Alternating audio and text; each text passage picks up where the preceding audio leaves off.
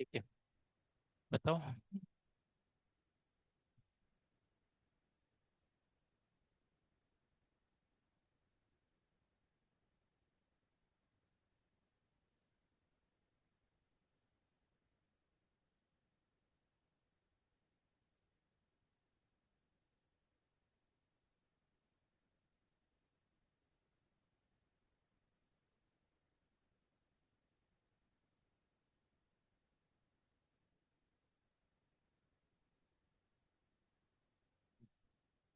बताओ इसमें कौन सा क्वेश्चन। कुछ क्वेश्चंस हो सकता है मेरे से छूट गए हों जो आगे के हैं, तो वो छोड़ देना आप लोग। हाँ। यस।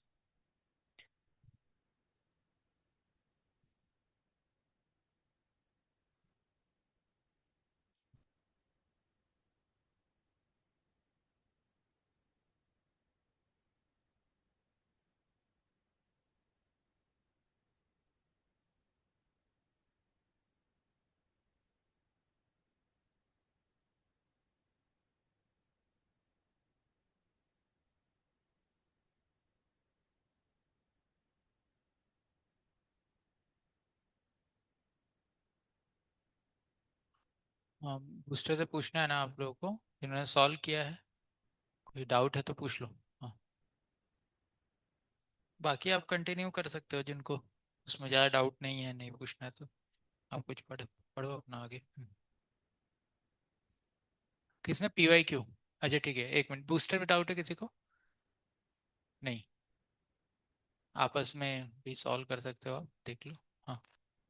ठीक है, जेई मीन्स PYQ।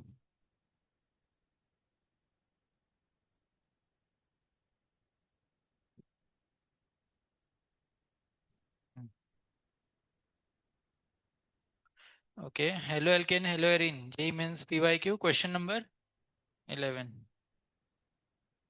ओके, 11।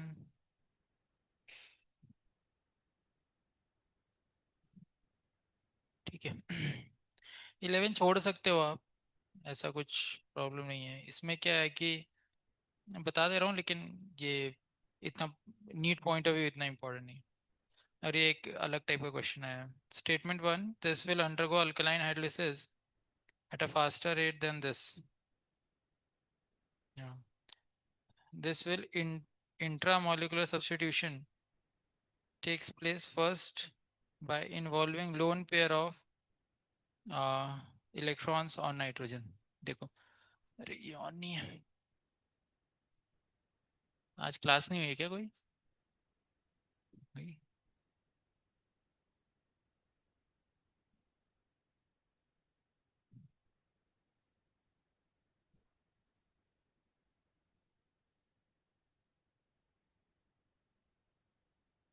देखो, इस क्वेश्चन में क्या है, ऐसे ये नीट पॉइंट ऑफ व्यू इतना इम्पोर्टेंट नहीं है। C2H5N है, और फिर C2H5 है, इथाइल है यहाँ पर। अब इसमें क्या है, N पे लोन पेयर है। तो पहले क्या होता है कि इंट्रामॉलिक्यूलर रिएक्शन हो सकता है। सो यहाँ पे क्या है, पार्शियल पॉजिटिव पार्शियल नेगेटिव। तो अमाइन क्या करता है, रिएक्शन करता है, अमाइन अटैक करता है कार्बन के ऊपर। So this can attack on this and Cl can get removed. Yeah. So we'll have ethyl N CH2 ऐसे बन जाएगा, और इस N पे क्या आ जाएगा, प्लस आ जाएगा। समझ गए? तो अब क्योंकि इस N के ऊपर प्लस है, तो ये जो है इससे इलेक्ट्रॉन खींच रहा है, तो इस कार्बन पे क्या आएगा, पार्शियल पॉजिटिव। इस पे या इस पे किसी पे भी ले लो। या सो जब हाइड्रोलिसिस करोगे आप, OH माइनस अल्कलाइन हाइड्रोलिसिस, तो OH minus can easily attack on this, this bond will break. लेकिन ये चीज किसमें पॉसिबल नहीं है, वो जो CH वाला है। समझ गए ना? हाँ। So intramolecular reaction is preferred over intermolecular. So intramolecular उसमें पहले ही हो जाएगा। समझ गए? और बताओ। कौन सा? 1990? हाँ, 19 ना? 13, 13, 13। ओके 13। ठीक है। 13 क्या बोल रहा है? The conversion proceeds well.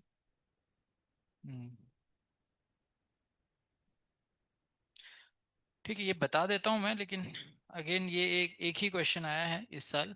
ठीक है, ये कॉन्सेप्ट देखो, इसमें क्या होता है कि हमारा हेलो एल्केन है और ओ एच माइनस है। तो आर सी एल है और रिएक्शन ओ एच माइनस ऐसे हो रहा है। ठीक है, तो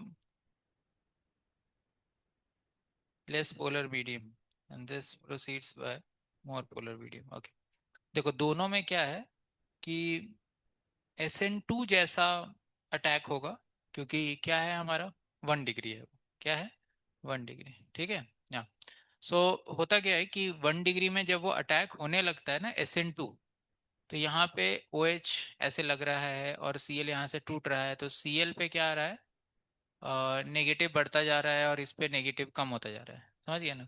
इस तरह का इंटरमीडिएट है। तो अगर हमारा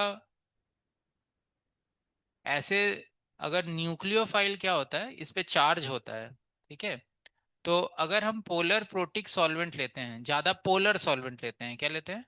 पोलर सॉल्वेंट, पोलर प्रोटिक है ना, उस तरीके से। तो पोलर सॉल्वेंट OH माइनस को ही पकड़ लेगा।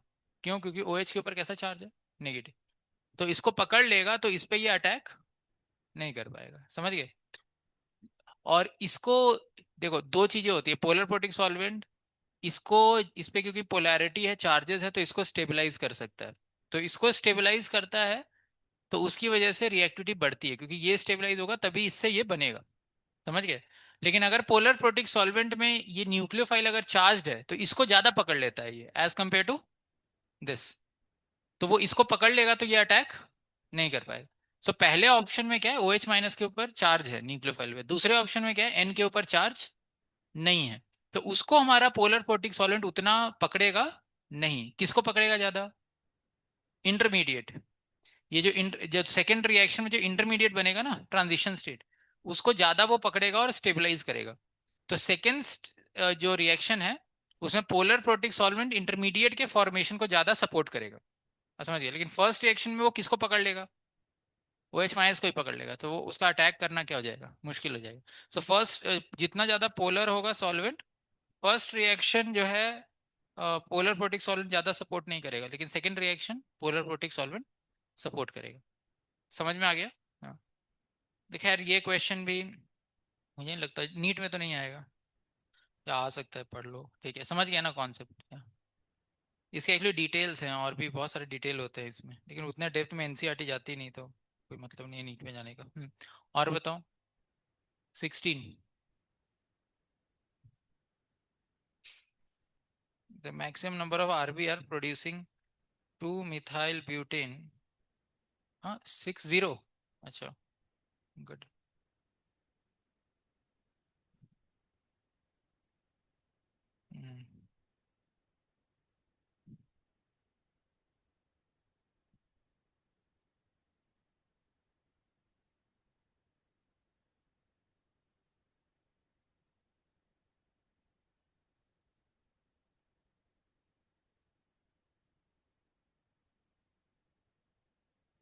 देखो, HBr से हम रिएक्शन कराते हैं अगर, ठीक है, तो ये थोड़ा सा, इसमें दो दो दोनों भी आंसर हो सकते हैं। थोड़ा बताया तो ऐसे। देखो, इस केस में कैसा है कि ये हमारा विड्रॉइंग ग्रुप लगा है। तो पहला तो पॉइंट ये है कि इधर होगा कि इधर होगा रिएक्शन। ठीक है। सो अभी अगर हम इस साइड रिएक्शन करने का कोशिश करते हैं, तो कार्बोकैटायन इधर तो नहीं बनेगा। क्यों? क्योंकि इधर अगर कार्बोकैटायन बनता है, तो ये क्या है, एक कार्बोनिल ग्रुप जैसा है, विड्रॉइंग ग्रुप है। तो ये तो इलेक्ट्रॉन क्या करेगा, विड्रॉ करेगा। ठीक है, तो कार्बोकैटायन यहाँ तो नहीं बन सकता। कार्बोकैटायन कहाँ बन सकता है? यहाँ पे बनने का ही चांस है। ठीक है, अगर इधर रिएक्शन होता है, तो इधर पे रिएक्शन अगर होता है, तो कार्बोकैटायन यहाँ बन सकता है, क्योंकि यहाँ पे 2 हाइड्रोजन इधर के और 3 हाइड्रोजन इधर के। कितने हाइड्रोजन सपोर्ट करेंगे इसको हाइपर कंजुगेशन में? 5। और ये जो ऑक्सीजन है वो थोड़ा दूर है, तो इन -I होगा, लेकिन उतना, उससे ज्यादा इफेक्ट होगा किसका, 2 हाइड्रोजन और इधर 3 हाइड्रोजन, 5 हाइड्रोजन जो क्या कर रहे हैं, हाइपर कंजुगेशन। समझ गए? सो यहाँ पर या तो अटैक यहाँ हो सकता है, नहीं तो वहां हो सकता है। यही दो हमारे पास ऑप्शन है। लेकिन यहाँ अगर होगा तो यहाँ कोई हाइड्रोजन्स ऐसे हाइपर कंजुगेशन में दो ही हैं, और यहाँ अगर कार्बोकैटायन बनता है तो कितने हैं, पांच। सो मोस्ट जो लाइकली कार्बोकैटायन का फॉर्मेशन है वो कहाँ पे लगेगा, यहाँ होना चाहिए, ठीक है। सो बी आर उधर ही लगना चाहिए। अच्छा, दो बी आर जोड़ा है ना। तो ठीक है, इधर तो हम इधर ही लगाएंगे, और इधर लगाएंगे तो इधर पे लगाएंगे, ठीक है। सो डी डी होना चाहिए आंसर, है ना, डी है आंसर। ठीक है, समझ में आया। हाँ, ये थोड़ा सा कॉम्प्लिकेटेड क्वेश्चन है।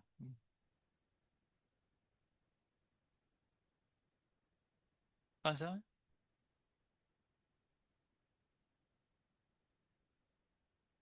76। Which of the following compounds will form the precipitate with aqueous AgNO3 solution most readily? सबसे जल्दी कौन बनाएगा, तो सबसे जल्दी कौन बनाएगा, जो बी आर माइनस जल्दी फेंक दे, है ना, बी आर माइनस से जल्दी फेंक देगा वो बनाएगा। तो अब देखते हैं, सबके कार्बोकैटायन को चेक कर लेंगे। पहला जो ऑप्शन है उसमें कैसा कार्बोकैटायन बनेगा,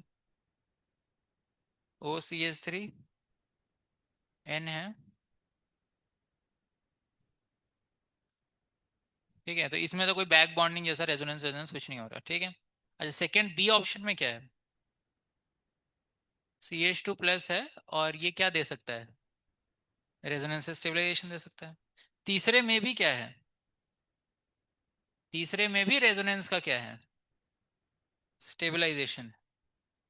समझ गया ना, यहाँ पे प्लस बनेगा तो इसको बैक बॉन्डिंग रेजोनेंस मिलेगा, करेक्ट। अच्छा, चौथे में भी है ना बैक बॉन्डिंग रेजोनेंस। अच्छा, चौथे में भी बैक बॉन्डिंग रेजोनेंस है, NCH2 पे plus. So N has got lone pair of, sorry यहाँ नहीं है, नीचे है,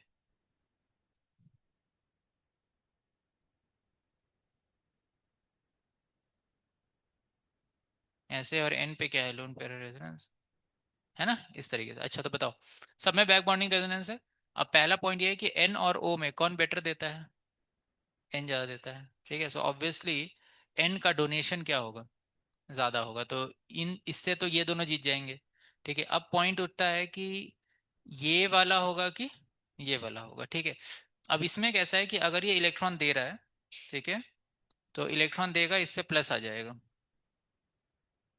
N पे हमारा डबल बॉन्ड CH2 आ जाएगा, और N पे प्लस आ जाएगा। अच्छा, देखो ये तो ऊपर नहीं जाएगा, क्यों नहीं जाएगा, नहीं तो नाइट्रोजन के कितने बॉन्ड हो जाएंगे, पांच हो जाएंगे, ठीक है। इसमें कैसा है कि ये देगा, इस पे प्लस होगा, हाइपर कंजुगेशन से दे सकता है, लेकिन इस पे जो प्लस है वो ये एटलीस्ट ऐसे रेजोनेंस से इलेक्ट्रॉन देके क्या कर सकता है, ये थोड़ा स्टेबलाइज कर सकता है। अगर इधर देता है तो ये इधर से इधर शिफ्ट करना पड़ेगा, है ना। So things will be same, correct. इस तरीके से कर सकते हैं। तो इस प्लस यहाँ पे N पर जो प्लस है वो इसके ऐसे इलेक्ट्रॉन देने से क्या हो सकता है, स्टेबलाइज हो सकता है, और यहाँ पर जो है इंडक्टिव का ही सिर्फ इफेक्ट है, और किसी का तो नहीं है। सो आइडियली लगता है आंसर सी होना चाहिए। क्या दिया आंसर, डी दिया है। सो डी में फिर वो क्या पकड़ रहा है ना, कि इसको यहाँ पे रेजोनेंस ही मिल रहा है, इसका sp2 पकड़ रहा है वो, और sp2 से क्या खींच रहा है, इलेक्ट्रॉन, और इसमें क्या है वो प्लस आई पकड़ रहा है, ऐसा। तो इसीलिए उसने आंसर डी दिया है। सी में CH2 CH3 भी है। हम्म, क्योंकि इसमें कैसा है कि अगर रेजोनेंस हम पकड़ भी सकते हैं, अगर इधर से इधर आता है तो ये इधर से इधर चला जाएगा, लेकिन वो इतना स्टेबल स्ट्रक्चर नहीं होगा। क्यों, क्योंकि एक माइनस और एक प्लस बढ़ जाएगा उसमें। हाँ, तो रेजोनेंस करने वाला जो स्ट्रक्चर है वो उतना स्टेबलाइज्ड नहीं होगा, ठीक है। और अगर ये इसको इलेक्ट्रॉन दे रहा है तो इसको इलेक्ट्रॉन देने के लिए ऑर्बिटल नहीं है। क्यों, क्योंकि इसके ऑलरेडी सारे ऑर्बिटल फिल हो चुके हैं। सो इसीलिए यहाँ पर ये इलेक्ट्रॉन से, इसको रेजोनेंस से इलेक्ट्रॉन इतना मिल नहीं पाएगा, maybe due to this reason इसने इसको दिया है, ठीक है। कौन सा, 81। Which of the following compounds will show retention in configuration on nucleophilic substitution by OH minus?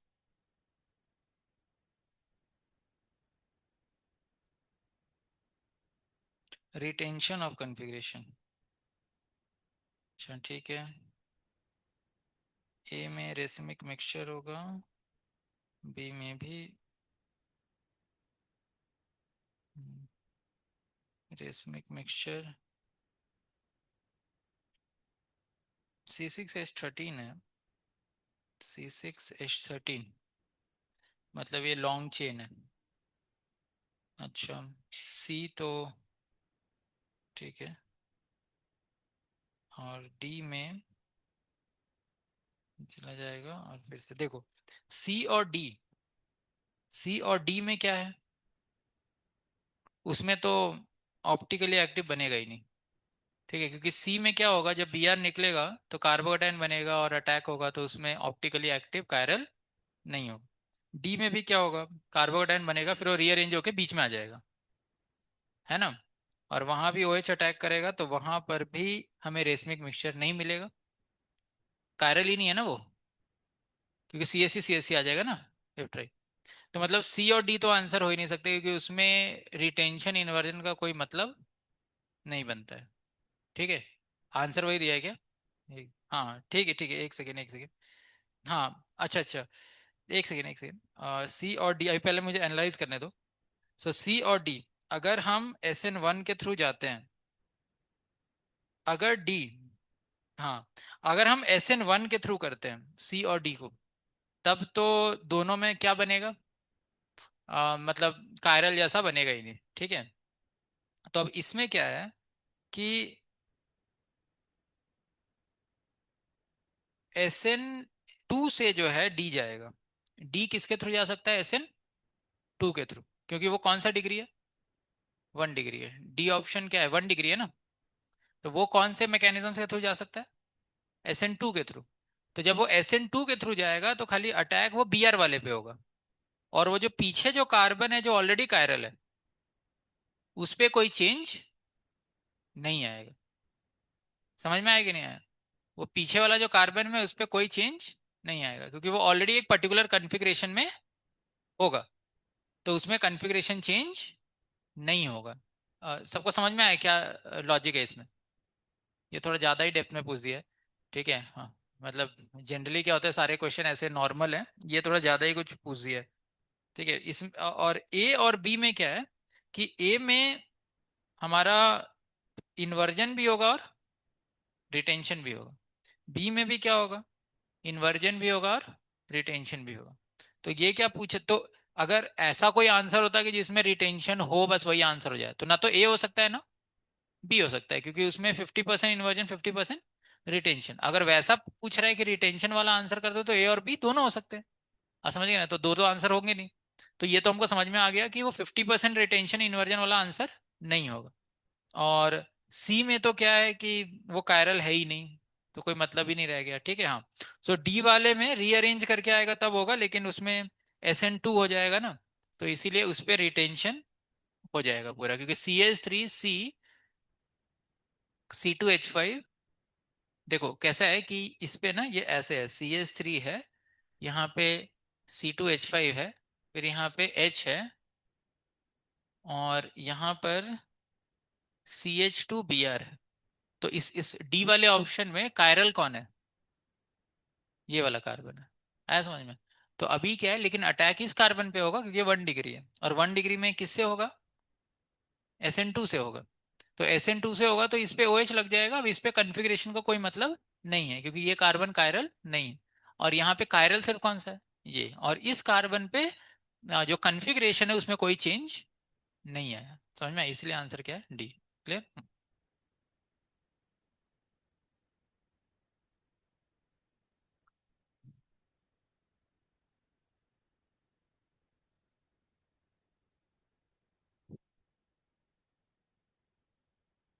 हाँ, और कोई डाउट? Yes, done. बाकी सब बना लिए, आगे तक पूरा बना लिया? नहीं अभी बना रहे हो, हाँ ठीक है, गुड। बनाओ, सॉल्व करो। और कोई डाउट किसी का? हम्म। नीट के पीवाई क्यू में? अच्छा बताओ। नीट का पीवाई क्यू, पीवाई क्यू देना मेरे को।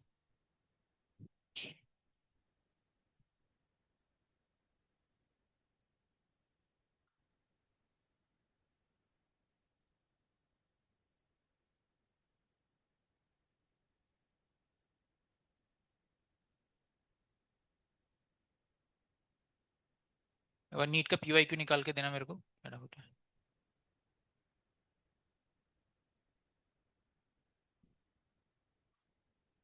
इसमें मार्क किया गया, हाँ ठीक है, रुक। हाँ बताओ, जल्दी से पूछ लो, एक और क्लास है कुछ। Hmm. Yes yes, which question?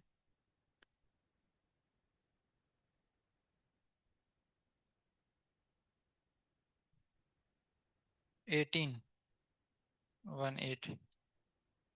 Which of the biphenyls is optically active? कौन सा एक्टिव होगा? बी में क्या है?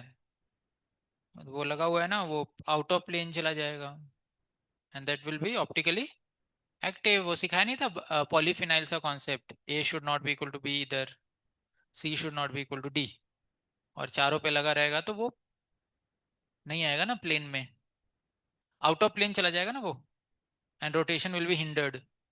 या बल्कि ग्रुप लगा हुआ है, तो आंसर बी हो जाएगा। ठीक है। आप ही के में आया है ये वाला क्वेश्चन, नीट में ही आया है, जेई में नहीं आया अभी तक ये concept. Yes.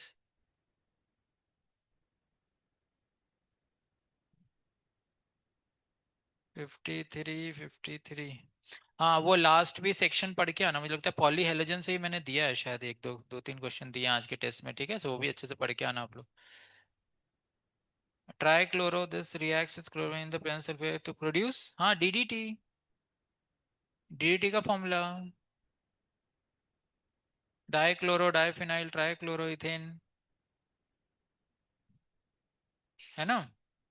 C option, H2 निकाला था ना, वही तो है। Okay. 56, industrial chloroform employees acetone and industrial preparation of chloroform. ये 1993 का क्वेश्चन है। अच्छा, एक्चुअली ये वाला क्या होगा, ये आगे रिएक्शन आएगा, ये हेलोफॉर्म रिएक्शन है। कौन सा रिएक्शन है? हेलोफॉर्म। तो हेलोफॉर्म में क्या होता है, C S C double bond O, इसका रिएक्शन होता है NaOH प्लस Cl2 से रिएक्शन कराओगे, so this will become CH3 C double bond O minus Na plus plus CH Cl3, ये आएगा कहाँ पर? अल्डिहाइड कीटोन चैप्टर में। तो यहाँ पे क्या किया है उन्होंने, या फिर NaOCl, ये लेते हैं NaOCl, करेक्ट, ये दोनों में से कुछ भी ले सकते हो। तो यहाँ पर उसने क्या लिया है, इसको लिया है कैल्शियम हाइपोक्लोराइड, CaOCl ट्वाइस। तो इसमें क्या होता है, OCl माइनस आयन चाहिए होता है, तो ये रिएक्शन जो है ये कहाँ आएगा, अल्डिहाइड कीटोन चैप्टर में। तो इसलिए इसका आंसर जो है ना, ये दिया होगा इन्होंने बी। 56, आंसर ही नहीं दिया है क्या? हाँ दिया है ना, ठीक है 56 अभी। तो उसमें ना OCl माइनस चाहिए होता है, तो यहाँ पे आप NaOH प्लस Cl2 के प्रेजेंस में करा सकते हो या NaOCl पे करा सकते हो। तो NaOCl में OCl माइनस है हाइपोक्लोराइट आयन, उसको क्या कहते हैं? हाइपोक्लोराइट। तो उसने क्या बोला, कैल्शियम हाइपोक्लोराइट, तो CaOCl ट्वाइस है, तो उसमें OCl माइनस आयन। हाँ है ना, आगे आएगा iodoform test, aldehyde ketone chapter, ठीक है, इसका मैकेनिज्म कैनिज्म सब पढ़ेंगे हम लोग, ठीक है हाँ। 55, chloropicrin, the reaction of chloropicrin, ये होगा डी होगा, 55 डी। ये छोड़ दो अभी, ऐसे वो आएगा नहीं, ये पहले का क्वेश्चन है। Nitric acid with chloroform, nitric acid with chloropicrin का एक पर्टिकुलर स्ट्रक्चर है। ये सब नहीं आएंगे, बहुत पुराने क्वेश्चन है, देख रहे हो कब के हैं, तब होगा एनसीईआरटी में ये, ठीक है हाँ, अभी ये नहीं है। ये है नोट्स में है मेरे, लेकिन ये अब कौन पढ़ाता है, ये सब नहीं आता। क्लोरोपिक्रीन,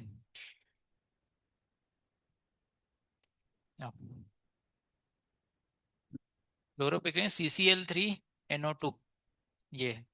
तो नाइट्रिक एसिड का रिएक्शन कराओगे आप, है ना। इसमें इस क्लोरोपिक्रीन को ना, tear gas, this is tear gas, इसको टीयर गैस कहते हैं। ठीक है, ये हमारा टीयर गैस होता है ना। ये भी नोट्स में लिख रखा है मैंने, लेकिन जनरली क्या, ये बहुत पुराना क्वेश्चन है। यहाँ से react with nitric acid on chloroform, reaction कराओगे तो ये बन जाता है। ये बस याद रखना है आपको, और कुछ नहीं। ठीक है,